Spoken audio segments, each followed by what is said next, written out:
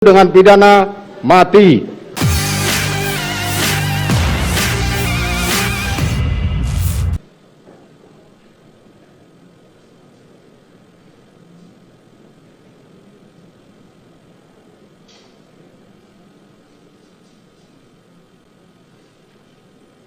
Dari angka 1 sampai dengan angka terakhir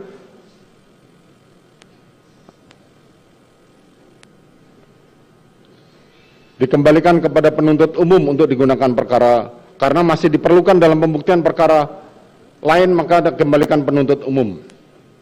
Menimbang bahwa terhadap terdakwa yang dijatuhi pidana, maka berdasarkan ketentuan pasal 222 ayat 1 KUHP haruslah dibebani untuk membayar biaya perkara yang besarnya akan disebutkan dalam amar putusan ini.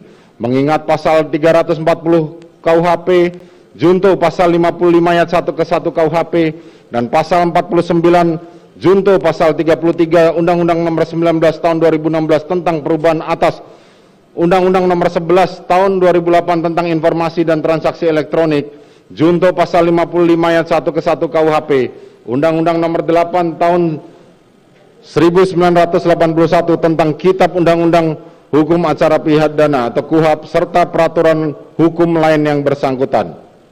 Silakan berdiri.